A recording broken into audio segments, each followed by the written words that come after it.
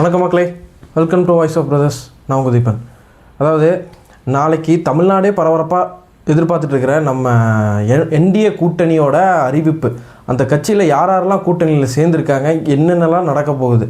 அதாவது மக்களே, நம்ம நிறைய எதிர்பார்த்துட்டு இருந்தோம். என்டிஏவில் யார் சேருவா, என்டிஏ கூட்டணிக்குள்ளே ஈவன் நம்ம விஜய் சார் வருவாரா, இல்லை நம்ம டெல்லிக்கு சிபிஐ இன்வெஸ்டிகேஷன் அதுக்கு தான் கூப்பிட்டாங்களா, அந்த மாதிரி நிறைய டாக்ஸ் போயிட்டு இருந்தது.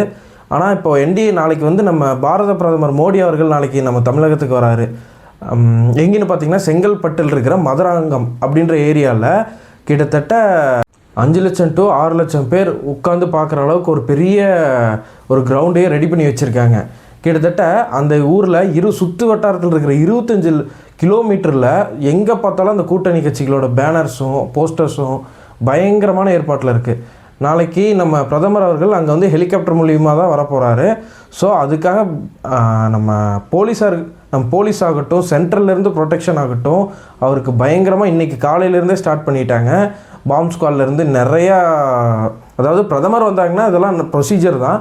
ஸோ அதெல்லாம் நடந்துகிட்ருக்கு. முக்கியமாக பார்த்திங்கன்னா நாளைக்கு நிறையா கட்சிகள், நம்ம எதிர்பார்க்காத கட்சிகள், அதாவது முக்கியமாக நம்ம டிடிவி தினகரன் அவர் சொல்லணும். கடைசி வரைக்கும் அவர் எங்கே போகிறா, இல்லை தனியாக போவாரா, இல்லை விஜய் கூட வருவாரா அப்படின்ற நிறையா ஒரு கன்ஃபியூஷன் போயிட்டு இருந்ததில் கடைசியில் அவர் எப்பவும் போல் என்டிஏக்கு போய் சேர்ந்துட்டார். ஏன்னா எப்பவும் போல் ஏன் சொல்கிறேன்னா, அவர் எப்பயுமே இதுக்கு முன்னாடி நடந்தப்பெல்லாம் ரெட்டலை கட்சிகளோட தான் கூட்டணியில் இருந்திருக்காரு, ரெட்டலை கட்சியிலேயே இருந்திருக்கார் முதல்ல. சரிங்களா, அதை வச்சு தான் சொன்னேன். அது இல்லாமல் நம்ம மோடிஜி அவர்களும் அவரை முக்கியமான ஆளை தான் பார்த்தாங்க, உள்ளே இழுத்துட்டாங்க. ரெண்டாவது இன்னொன்று, அப்பா மகன் சண்டை போயிட்டு இருந்தது. யாருன்னு சொல்கிறேன்னு தெரியும் உங்களுக்கு, அன்புமணி ராமதாஸ் அவர்கள். அதாவது சின்னம் பார்த்தீங்கன்னா ராமதாஸ் அவருக்கு தான் சேரும் அப்படின்னு அவர் சொன்னார். ஆனால் அன்புமணிக்கு நாளைக்கு நடக்க போகிற பிரச்சாரத்தோட பேனரில் பார்த்தீங்கன்னா அந்த மாம்பழ சின்னம் அடிச்சிருக்காங்க.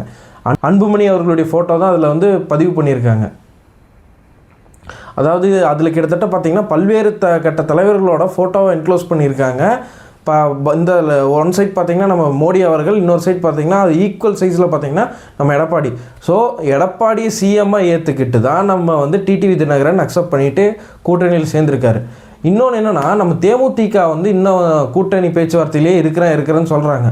இன்னி வரைக்கும் அவங்க எந்த முடிவும் எடுக்கலை. அதே மாதிரி ஓபிஎஸ்னு ஒருத்தர் இருந்தார். அவர் இப்போ அவர் நிலைமை என்ன ஆக போகுதுன்னே தெரில. ஏன்னா என்டிஏலையும் எந்த இதுலேயும் அவர் இன்னும் கூட்டணியும் அறிவிக்கலை. அதாவது நாளைக்கு அறிவிக்க போகிறது தான் ஃபைனலான்னு கேட்டிங்கன்னா இல்லை. அதுக்கப்புறம் கூட்டணி சேர்கிற கட்சிகள் இருக்கும். ஆனால் நாளைக்கு சேர்றதா ஒரு அமைப்பாக வச்சுட்டு அவங்க பிரச்சாரத்தை முன்னெடுத்து இனி எலெக்ஷனுக்கான வேலையை பார்ப்பாங்க. ஏன்னா இன்னுமே பார்த்திங்கன்னா கூட்டணி இந்த பேச்சுவார்த்தை தான் போயிட்டுருக்கு. அப்படின்னா இனி அவங்க பிரச்சாரத்தை எப்போ மேற்கொள்வாங்க, எப்போ மக்களை போய் சந்தித்து அடுத்த கட்ட நடவடிக்கை எப்படி ஆரம்பிப்பாங்க. ஏன்னா இன்னும் டைம் இல்லை, 3 மாதம் தான் இருக்குது. ஸோ இவங்க இதுதான் எங்கள் கூட்டணி டீம்னு சொல்லி அறிவிச்சிட்டு இனி அவங்க பிரச்சாரத்தை ஆரம்பிச்சிருவாங்க. அதுக்கப்புறம் வர கட்சிகளுக்கு மறுபடியும் சேர்த்துக்கிட்டு அவங்க மறுபடியும் இன்னொரு கூட்டத்தில் அதை அறிவிப்பாங்க. இப்போ என்ன கேள்வி வருதுன்னா, மோஸ்ட்லி எல்லாம் ஏடிஎம்கே டிஎம்கே இப்படி போயிட்டு இருக்கும்போது இப்போ விஜய் அவர்களோட இன்னும் எந்த கட்சியும் அஃபிஷியலாக கூட்டணின்னு அறிவிக்கலை. இப்போது விஜய் தனித்து நிற்பாரா, இல்லை தனித்து நின்று ஜெயிப்பாரா, ஜெயிக்கலினாலும் எதிர்கட்சியாக வருவாரான்னு நிறைய பேர்த்தோட கேள்வி இருக்குது. அது மட்டும் இல்லை, அதாவது இன்றைக்கி தான் அவருக்கு அந்த சின்னமாக அறிவித்து கொடுத்துருக்காங்க. அதாவது நம்ம டிவிகே சைட்லேருந்து என்ன சொல்கிறாங்கன்னா, கிட்டத்தட்ட 234 தொகுதியிலையுமே இந்த விசில் சின்னத்தில் தனித்து தான் போட்டியிடுறதா சொல்லியிருக்காங்க. ஏன்னா கூட்டணியில் என்ன இருந்திருந்தாங்கன்னா அவங்க 234 தொகுதியிலையும் விசில் சின்னத்தில் இருக்கணும்னு அவசியம் இல்லை. ஸோ இப்போ இது வரைக்கும் நமக்கு உறுதியாக என்ன தெரிய வருதுன்னா, இது வரைக்கும் எந்த கூட்டணி கட்சியும் விஜய்கிட்ட வரல. ஸோ நாளைக்கு என்டிஏக்கு அலைன்ஸ் முடியட்டும். அதாவது ஜான் அண்ட் பிப்ரவரி ஸ்டார்டிங்கில் ஏடிஎம்கே டிஎம்கே டிவிகே இந்த 3 கட்சி யார் ரெப்ரசன்ட் பண்ணி யார் அவங்களோட கூட்டணியில் எப்படி நிற்க போகிறாங்க ஃபைனல் ஆயிரும். ஸோ எலெக்ஷன் நோக்கி நம்ம இன்னும் பயணிப்போம். அது எப்படி போகுதுன்னு பார்ப்போம். ஓகேங்களா, அடுத்த ஒரு நல்ல வீடியோவில் சந்திக்கும் முறை பை.